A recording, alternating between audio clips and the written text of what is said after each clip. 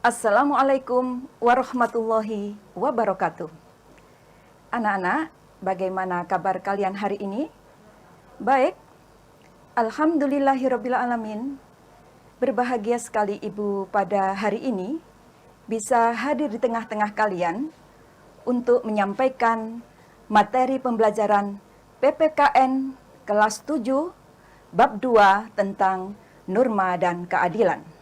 Anak-anak, sebelum materi pembelajaran ini kita mulai, marilah kita awali pembelajaran hari ini dengan berdoa menurut agama dan keyakinan kalian masing-masing. Berdoa mulai.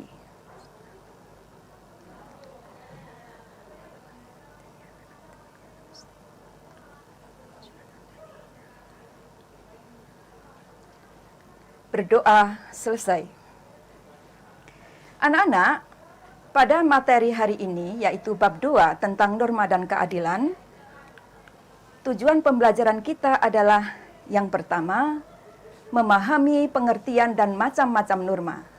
Yang kedua, menganalisis macam-macam norma dalam kehidupan bermasyarakat, berbangsa, dan bernegara.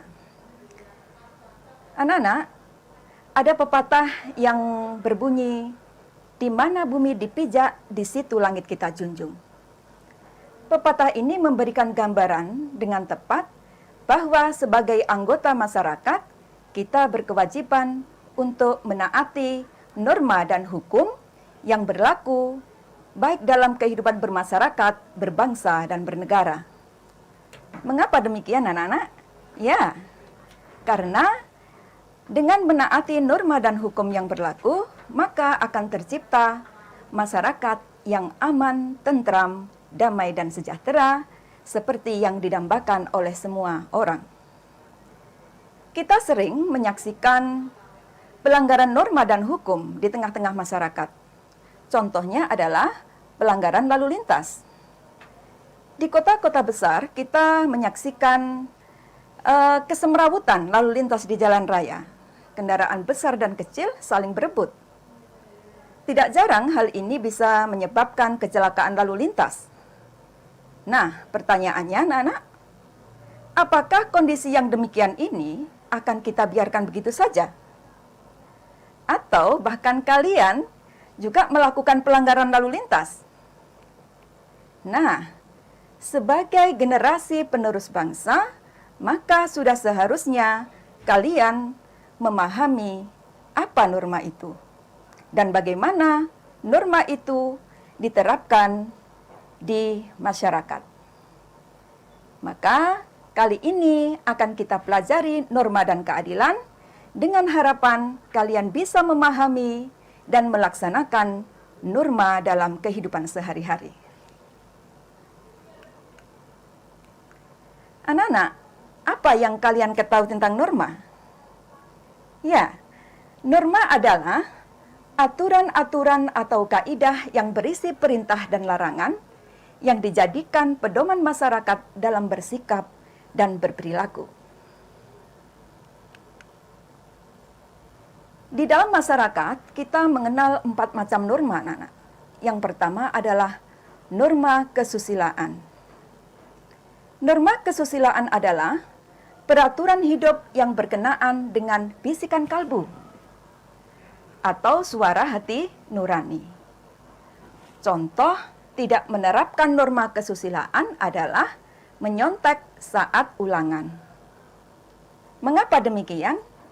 Ya, karena menyontek itu adalah perbuatan yang tidak baik, perbuatan curang, perbuatan yang tidak jujur, sehingga menimbulkan perasaan resah, gelisah, gundah.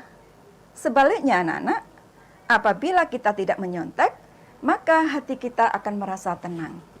Kenapa demikian? Karena kita melaksanakan norma kesusilaan. Kita lanjutkan anak-anak. Yang kedua adalah norma kesopanan. Norma kesopanan adalah norma yang berhubungan dengan pergaulan manusia dalam kehidupan sehari-hari. Contoh, yaitu sopan terhadap Bapak Ibu guru di sekolah. Norma kesopanan dalam masyarakat memuat tentang aturan pergaulan masyarakat.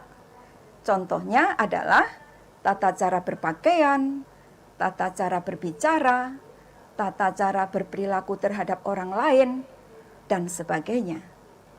Nah, sekarang sanksi terhadap norma kesopanan.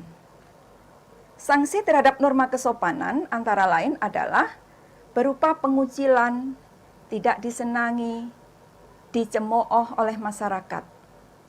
Nah, lemah kuatnya sanksi pada masyarakat dipengaruhi oleh kuat tidaknya norma kesopanan tersebut dalam masyarakat. Saya lanjutkan anak-anak. Yang ketiga adalah norma agama.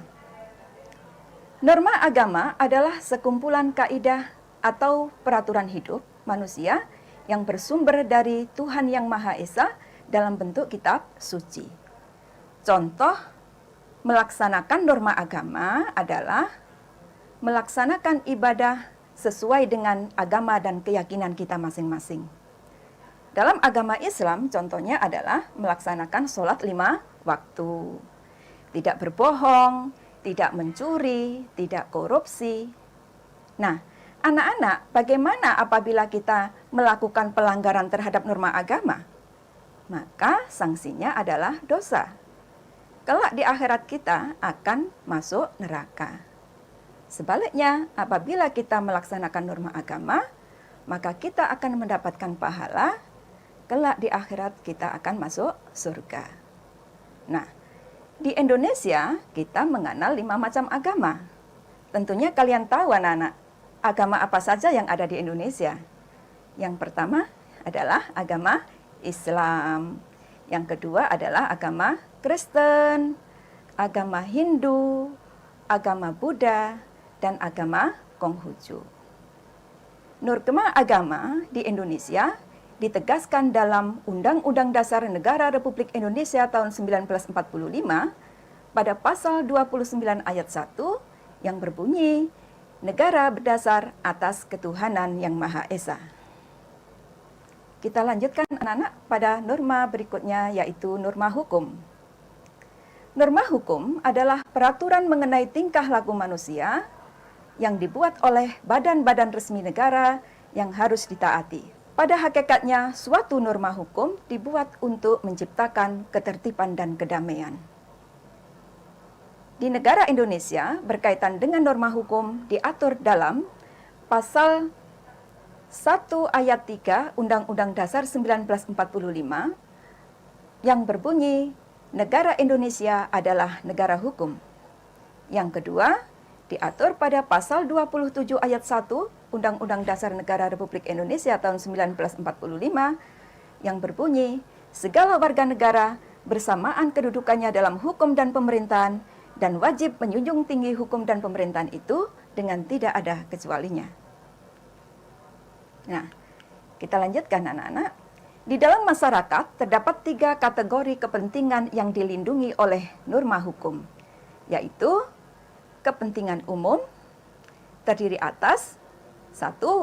Kepentingan negara sebagai badan hukum.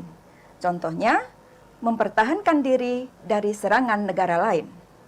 Yang kedua, kepentingan negara sebagai penjaga kepentingan masyarakat. Contoh, menjaga fasilitas-fasilitas publik dan kestabilan ekonomi. Nah, selanjutnya adalah kepentingan masyarakat. Terdiri atas 1. Kepentingan masyarakat bagi keselamatan umum. Contoh, perlindungan hukum bagi keamanan dan ketertiban. Yang kedua, kepentingan masyarakat dalam kesusilaan untuk melindungi kerusakan moral. Contoh, peraturan hukum tentang pemberantasan korupsi. Selanjutnya adalah kepentingan pribadi. Terdiri atas kepentingan pribadi. Contohnya adalah perlindungan terhadap fisik. Nah, anak-anak, selanjutnya adalah arti penting norma dalam mewujudkan keadilan. Keadilan adalah memperlakukan diri sendiri dan orang lain sesuai dengan apa yang menjadi haknya. Fungsi aturan dalam masyarakat antara lain Yang pertama adalah sebagai pedoman dalam bertingkah laku. Yang kedua, menjaga kerukunan anggota masyarakat. Yang ketiga, sistem pengendalian sosial. Nah, berkaitan dengan hal tersebut di atas, dijamin pada pasal 1 ayat 3 Undang-Undang Dasar Negara Republik Indonesia tahun 1945 yang menyatakan bahwa negara Indonesia adalah negara hukum. Kita lanjutkan anak-anak. Berikut beberapa pengertian negara hukum. Yang pertama, negara hukum adalah negara yang berdasarkan segala sesuatu, baik tindakan maupun pembentukan lembaga negara pada hukum tertulis atau tidak tertulis. Yang kedua, negara hukum mengandung 3 unsur. Yang pertama adalah supremacy of law. Tidak boleh ada kesewenang-wenangan sehingga seseorang warga harus dihukum jika melanggar hukum. Yang kedua, equality before of law, yaitu setiap orang sama di depan hukum. Yang ketiga, human rights, yaitu diakui dan dijaminnya hak-hak asasi manusia dalam undang-undang atau keputusan pengadilan. Nah, anak-anak, secara garis besarnya fungsi norma adalah sebagai berikut. Yang pertama, memberikan pengesahan legitimasi terhadap apa yang ada dalam masyarakat. Yang kedua, fungsi hukum sebagai alat rekayasa masyarakat. Yang ketiga adalah fungsi hukum sebagai sarana pembentukan masyarakat. Dan yang keempat, fungsi hukum sebagai senjata dalam konflik sosial. Nah, nilai-nilai keadilan anak-anak harus terwujud dalam kehidupan bersama, yaitu diantaranya adalah yang pertama, keadilan distributif, keadilan legal, dan keadilan komutatif. Norma hukum memiliki sifat yang mengatur dan memaksa, dengan tujuan untuk menciptakan masyarakat yang serasi, selaras, dan seimbang dalam kehidupan berbangsa, bermasyarakat, dan bernegara. Selanjutnya, perilaku sesuai norma dalam kehidupan sehari-hari. Ketaatan adalah sikap patuh pada norma yang berlaku. Sikap patuh terhadap norma-norma dalam kehidupan bermasyarakat bukan lahir karena keadaan terpaksa, takut dikenakan sanksi, atau karena kehadiran aparat penegak hukum. Munculnya kesadaran diri untuk patuh pada norma-norma dalam kehidupan bermasyarakat harus dibiasakan sejak dini dengan membina sikap dan budaya malu, budaya tertib, dan budaya bersih. Anak-anak, ada beberapa penyebab kesadaran terhadap kepatuhan pada norma-norma dalam kehidupan itu masih rendah. Nah, hal itu dipengaruhi oleh yang pertama, faktor pribadi, yaitu berkaitan dengan sifat dan karakter dalam diri sendiri. Yang kedua, faktor lingkungan, yaitu pengaruh lingkungan kehidupan baik keluarga maupun masyarakat yang belum memberikan daya dukung terhadap pembentukan watak patuh pada aturan. Nah, anak-anak, demikian tadi penjelasan Ibu tentang norma dan keadilan. Untuk itu, simaklah, setelah menyimak tayangan tadi, tulislah apa yang kalian ketahui dalam tabel berikut ini yang berkaitan dengan hakikat norma. Yang pertama, apa sih norma itu? Yang kedua, apa tujuan norma? Yang ketiga, macam-macam norma di dalam masyarakat. Yang keempat, apa sih yang kamu ketahui tentang norma kesusilaan?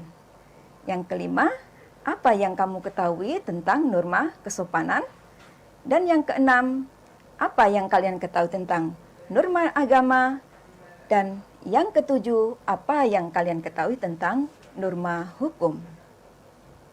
Nah, setelah kalian mengerjakan tayangan di atas, maka jawablah pertanyaan di bawah ini dengan benar, ya. Yang pertama, mengapa norma diperlukan di masyarakat? Yang kedua, apakah perbedaan sanksi norma hukum dengan norma-norma yang lain?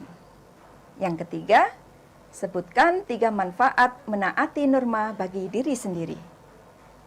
Yang keempat, apa arti penting hukum dalam mewujudkan keadilan? Yang kelima, sebutkan 2 contoh perilaku sesuai norma di sekolah dan di rumah. Ya, anak-anak, demikian tadi pembelajaran PPKN kita kelas 7 bab 2 tentang norma dan keadilan. Semoga pembelajaran hari ini bisa bermanfaat bagi kalian semua. Saya akhiri hari ini. Wassalamualaikum warahmatullahi wabarakatuh.